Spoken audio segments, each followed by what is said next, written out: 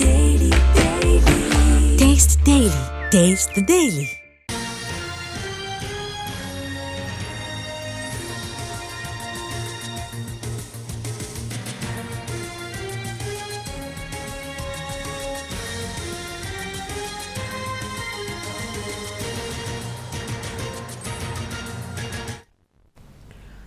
మంగళంపేట అటవీ భూముల కబ్జాపై కీలక వివరాలను వెల్లడించారు AP deputy CM Pawan Kalyan. తూర్పు కనుమల్లోని 76.74 ఎకరాల అటవీ భూమి కబ్జాకు గురైందని, ఈ కబ్జాకి అటవీ శాఖ మాజీ మంత్రి పెద్దిరెడ్డి రామచంద్రారెడ్డికి సంబంధం ఉందంటూ వీడియోను సోషల్ మీడియాలో పెట్టారు. దీనిపై సమగ్ర దర్యాప్తునకు అధికారులను ఆదేశించినట్లుగా డిప్యూటీ సీఎం ప్రకటించారు. అటవీ భూములను కబ్జా చేసిన వారి వివరాలన్నింటినీ సేకరించాలని, ఎంతటి వారైనా వదిలిపెట్టకుండా దర్యాప్తు చేయాలని అధికారులకు సూచించినట్లుగా డిప్యూటీ సీఎం పవన్ కళ్యాణ్ ప్రకటించారు. ఏరియల్ సర్వే వివరాలను ఏపీ సీఎంతో పాటు మంత్రులతో పంచుకున్నట్లుగా తెలిపారు.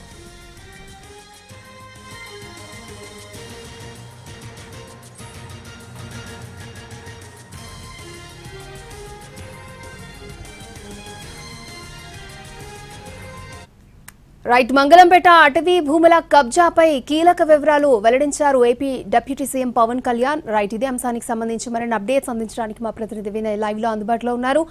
వినయ్, జనసేన అధినేత AP deputy CM Pawan Kalyan రీసెంట్గా 2 రోజుల పాటు అటు చిత్తూరు, తిరుపతి జిల్లాలో పర్యటించారు. ముఖ్యంగా అక్కడ అటవీ భూములు ఆక్రమణతో పాటు మిగిలిన ఇల్లీగల్ యాక్టివిటీస్ పైన ఆయన పూర్తి స్థాయిలో దృష్టి పెట్టారు. దీనికి సంబంధించి కొన్ని నివేదికలతో పాటు వీడియోలన్నీ కూడా తీసుకొని వచ్చి తాజాగా జరిగిన కేబినెట్ సమావేశంలో కూడా పవన్ కళ్యాణ్ దీనికి సంబంధించి ప్రశ్నించారు. ముఖ్యంగా అక్కడ అటవీ భూములు ఏ విధంగా ఆక్రమణకు గురయ్యాయి, దాని వెనకాల ఎవరెవరు పాత్ర ఉన్న దానిపైన కూడా అటు కేబినెట్లో ముఖ్యమంత్రి చంద్రబాబుతో పాటు సహచార మంత్రులతో కూడా పవన్ కళ్యాణ్ దీన్ని డిస్కస్ చేశారు. ముఖ్యంగా దీనికి సంబంధించిన పూర్తి వివరాలు అతి త్వరలోనే బయట పెడతామని చెప్పి కూడా కేబినెట్ సమావేశంలో డిప్యూటీ సీఎం పవన్ కళ్యాణ్ ప్రకటించారు. అయితే దాంట్లో భాగంగానే కొద్దిసేపటి క్రితమే అటు శేషాచలంలో భూ కబ్జా సామ్రాజ్యం అంటూ కూడా జనసేన ట్విట్టర్ పేజీలో డిప్యూటీ సీఎం పవన్ కళ్యాణ్ ఒక పోస్ట్ను కూడా చేశారు. ముఖ్యంగా మంగళంపేట అటవీ ప్రాంతంలో ఆక్రమణకు గురైన భూములో 76.74 ఎకరాల వరకు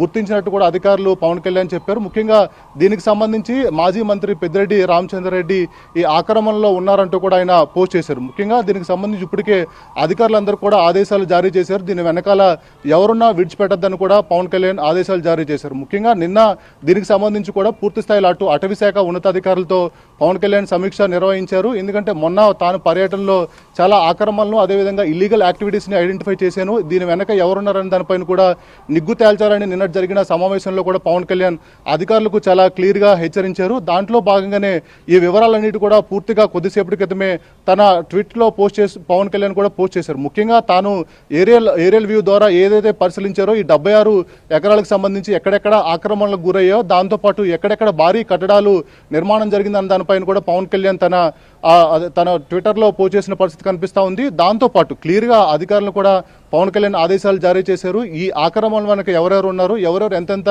కబ్జా చేశారు, దాని స్టేటస్ ఏంటన్నది కూడా ఆ సైట్లో పెట్టాలని చెప్పి కూడా పవన్ కళ్యాణ్ చెప్పారు. దాంతోపాటు ఈ ఏదైతే ఈ మంగళంపేట అటవీ భూములకు సంబంధించి అనేక కీలక విషయాలు కూడా పవన్ కళ్యాణ్ చెప్తూ వస్తూ ఉన్నారు. దాంట్లో భాగంగా ఏ సర్వే నెంబర్లో ఎంతెంత భూములు ఆక్రమణకు గురైన దానిపైన కూడా నిన్న జరిగిన సమావేశంలో కూడా పవన్ కళ్యాణ్ చెప్పడం జరిగింది. దాంట్లో భాగంగానే మంగళంపేట సర్వే నంబర్ 295, 296లో ఉన్న ఆస్తుల భూముల విస్తరణ ఎంత, దాంతోపాటు అది అనుకూలంగా అది కాలానికి అనుగుణంగా ఎలా పెరిగిందని దానిపైన కూడా దీనికి సంబంధించి కూడా ఎంక్వైరీ చేయాలని పవన్ కళ్యాణ్ కీలక ఆదేశాలు జారీ చేశారు. దాంతోపాటు సర్వే నంబర్లను సబ్ డివిజన్ చేసి అటవీ భూములను ఒక ప్రణాళిక ప్రకారం కలిపేసుకున్నట్టు కూడా నివేదిక చెప్తున్నాయని చెప్పి కూడా పవన్ కళ్యాణ్ చెప్తా ఉన్నారు. దాంట్లో పాటు మొన్న ఏదైతే సార్వత్రిక ఎన్నికల్లో పెద్దిరెడ్డి రామచంద్రారెడ్డితో పాటు ఆయన కుమారుడు అటవీ భూములకు సంబంధించి తప్పుడు అఫిడవిట్ కూడా మెన్షన్ చేశారు. దానికి సంబంధించి కూడా పూర్తిగా విచారణ చేయాలని చెప్పి పవన్ కళ్యాణ్ చెప్పారు. ఇలా ఏదైతే ఈ మంగళంపేట అటవీ భూముల ఆక్రమణకు సంబంధించి బిగ్ ఎక్స్పోజ్ అంటూ కూడా పవన్ కళ్యాణ్